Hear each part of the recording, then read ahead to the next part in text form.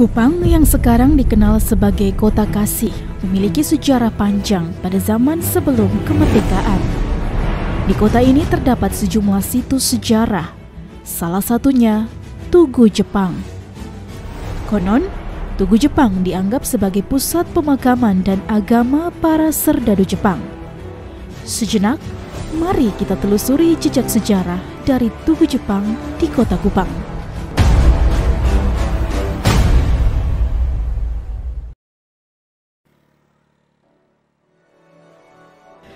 Di pinggiran Kota Kupang, tepatnya di Jalan Antonov, Kelurahan Penfui, Maulava, Kota Kupang,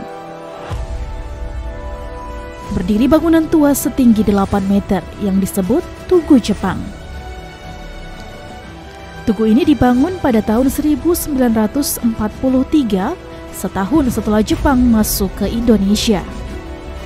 Bangunan ini merupakan saksi bisu kehidupan pada zaman perjuangan Indonesia.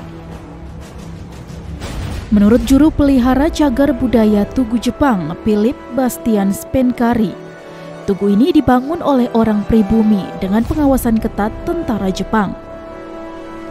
Namun setelah Tugu Jepang ini rampung, para pekerja dibawa ke suatu tempat dan menghilang begitu saja tanpa tahu keberadaannya sampai saat ini. Di tugu ini juga terdapat satu ruangan kecil. Konon, ruangan tersebut terdapat patung Shinto, dewa Jepang, yang dijaga 6 tentara Jepang. Di salah satu sisi tugu ini dulunya juga terdapat 2 marmer besar yang berjajar berisi daftar nama tentara Jepang. Namun kini hilang entah kemana. Akibat dulunya situs ini tidak begitu dirawat dan belum dijadikan destinasi wisata sejarah seperti saat ini. Tugu Jepang ini sebelum dibangun, tugu ini adalah bekas tempat di mana mayat tentara Jepang dibakar di lokasi ini, dan abunya itu mereka bawa ke laut dan dihamburkan ke laut. Karena orang Jepang menganggap bahwa hanya air laut saja yang bisa membawa jiwa mereka kembali ke negara Jepang.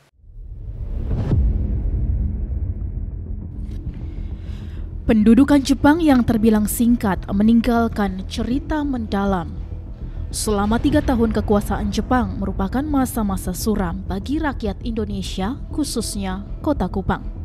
Sejarawan Mesak Toi menjelaskan, pada awal pendudukan Jepang tahun 1942 di bawah komando Jenderal Hayakawa, Jepang mengirimkan pasukan sebanyak 3.000 tentara Jepang datang menyerang dan menguasai Kota Kupang. Di lain pihak, pasukan Australia Sparrow Force mempersiapkan pasukan demi mempertahankan Kota Kupang. Pertempuran akhirnya pecah selama 3 hari di Oesao dengan korban jiwa ribuan orang. Tentara Jepang yang tewas di medan perang kemudian dikremasi di lokasi tugu ini. Nah, karena tentara Jepang itu banyak yang beragama Shinto, maka apabila mereka mati, itu mereka harus dibakar. Nah, pembakaran itu bisa di berbagai tempat, tetapi abunya dibawa kepada Tugu Jepang yang ada di Penfui. Nah, Tugu Jepang itu begitu dihargai, dan seperti kita teman makam pahlawan, sehingga mereka itu melewati tempat itu tuh mereka harus soya, menunduk dulu dan menghormati abu tentara Jepang. Dan menurut cerita bahwa tentara abu Jepang itu akhirnya dikirim kembali ke Jepang, dan dengan nama-namanya bahwa mereka telah gugur di medan pertempuran yang ada di timur. Tugu Jepang dan segala cerita di belakangnya merupakan bukti fisik sejarah perjalanan kemerdekaan Indonesia. Sudah sepatutnya kita sebagai penerus tonggak kemerdekaan harus menghargai perjuangan Founding Father dalam melestarikan situs sejarah dan membangun rasa nasionalisme di generasi muda. Dengan merawat dan melestarikan Tugu Jepang ini berarti kita menghargai kemerdekaan Indonesia. Itu menghargai. Jadi saya lebih setuju apabila itu generasi muda itu bukan hanya pas 7 itu lomba yang kita rame-rame ayo kibarkan bendera. Anak muda dipanggil, kasih pengerahan. Ini pengerahan habis, mereka potong bambu, mereka cat, mereka yang pasang. Kurintis jalan, kalianlah penerusnya.